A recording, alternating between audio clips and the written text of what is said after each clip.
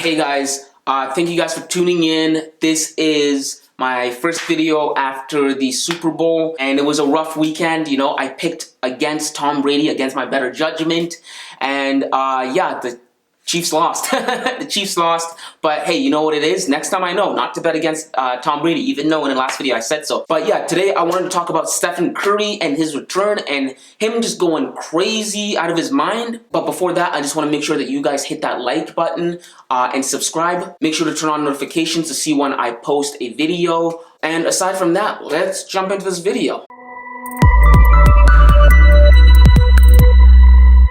So yeah, this video today is about Steph Curry.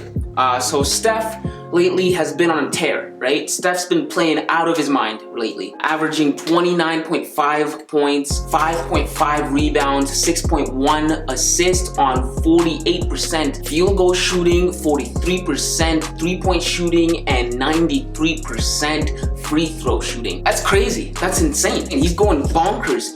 And him going bonkers and going crazy like this kind of reminds me of that monstrous season he had all the way back in 2016, in which he actually entered the coveted 50-40-90 club, an exclusive club in which you have to average 50% field goal shooting, 40% three-point shooting, and 90% free throw shooting. And that's hard. That's hard to do, right? There's only been ever 7 members to enter that club. And those members are Mark Price, Kevin Durant, Reggie Miller, Steve Nash, Dirk Nowitzki, Larry Bird, and of course, Steph Curry. Steph entered that club, and that's some elite company, right? Like, we got some all-time greats in there. And it just goes to show you how good Steph really is. Steph is a tremendous basketball player, and I think we've kind of forgotten that, right? Right now, Steph leads all scorers with 741 points in 25 games, and he is on his way to actually becoming the scoring champion, I think since, what, 2016? So yeah, dude's going bonkers. He's going crazy. He's back into God mode. It's like he just rewinded time and went all the way back in 2016 and brought his younger self, and the younger self is the one that's playing right now. He's going insane. The question I want to ask is, why do people say that Steph is back, right? Because to say Steph is back implies that Steph was gone. To say that Steph fell off, you know, like why is that? And well, here's the thing. Steph never really fell off, right? Steph never went anywhere. Steph has always been the Steph that we've known, right? The only thing that changed was this. After the 2016 season, Steph was paired up with some of the greatest basketball players in the world, in Kevin Durant and of course Klay Thompson. These are some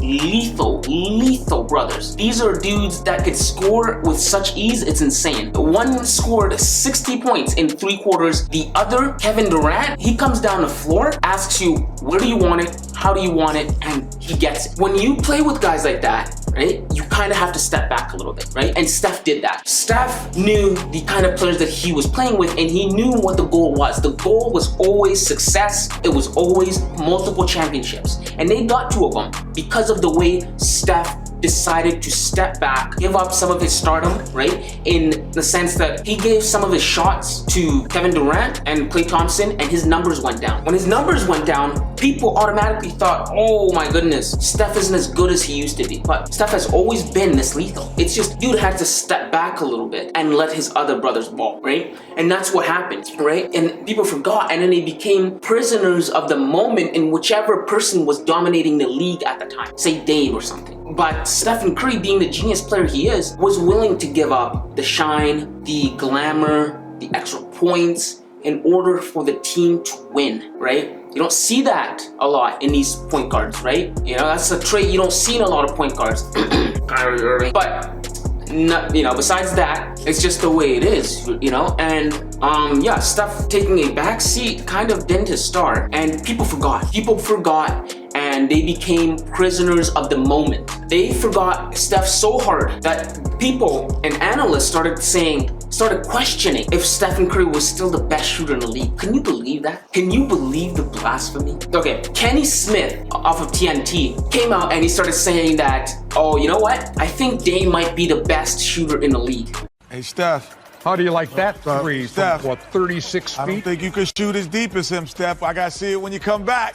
Yeah, thank you, Stephen. Thank you, Steph. Thank you, Steph. I had to see, baby. Talking I to my can't wait favorite to player see. like that. Don't be talking to my favorite player Yo, like that. rewind. With all due respect to Dame, Dame's a great shooter. He is a tremendous shooter, a tremendous scorer, a tremendous basketball player. But don't disrespect Steph like that, bro. Kenny sat there on TV, on national TV, and acted like Steph didn't write the book on three-point shooting. He acted like Steph didn't normalize shooting from the logo or shooting from the parking lot. Like, bro, what are you talking about, bro? Steph revolutionized the game and made it okay for Dame to even take that shot. Steph did it with such ease and such consistency that it became normal and it changed the league forever. He literally, because he could do that and because he could spread out the floor like that, he made traditional big man obsolete. That's the Steph effect. Dame didn't do that. James Harden didn't do that. All these players that I just named, they followed after Steph. Shooting from the parking lot, and even LeBron, when you see him on highlight reels nowadays, and LeBron's taking the shot from the Lakers logo, Steph did that. Steph normalized that. LeBron never used to do that. You can watch LeBron's career, and you'll see that LeBron started doing that in the last 2-3 years because Steph normalized it. Steph did it. Just because Steph kind of took a backseat, people kind of forgot about that. And also 2019, when KD left, right, and Steph could finally get the shine back, he was injured. And because he was injured, it perpetuated the forgetfulness of these people. And he was kind of out of sight, out of mind to them, you know? But now we are seeing what Steph is for truly who he is. Now that he doesn't have those guys by his side, he doesn't have Kevin Durant or Klay Thompson by his side, and the spotlight is all on him, this dude is doing things that are reminiscent of his old self. And it's crazy. He's shooting it from wherever, shooting it from these crazy angles. And I love it. I love to see this. I love to watch this. Frankly, I've missed it.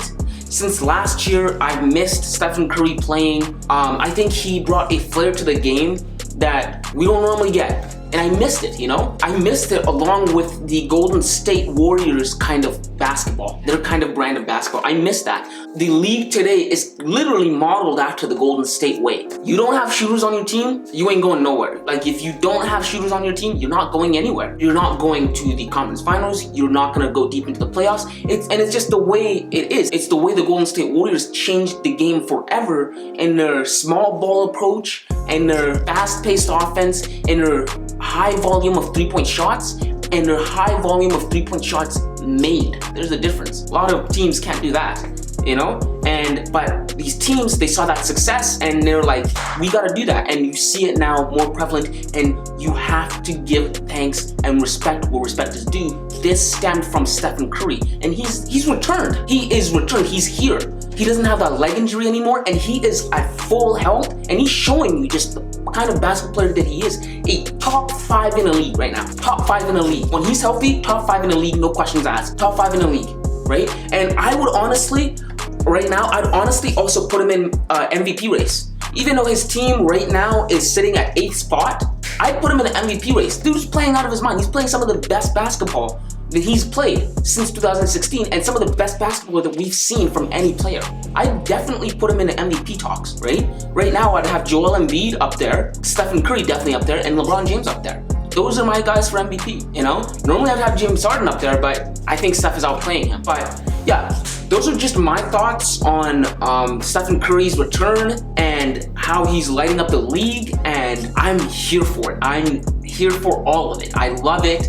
I want to see more of this. I can't wait until his partner in crime, Klay Thompson, comes back, you know? I'm gonna have to make a video on that because actually, I didn't think the Golden State Warriors would be this good without Klay Thompson. So I can't wait until he returns to see what happens. You know, I think next year they become a contender. I don't know, we'll see. I'm super excited, but yeah, those are just my thoughts. Make sure to like, comment, subscribe, and yeah,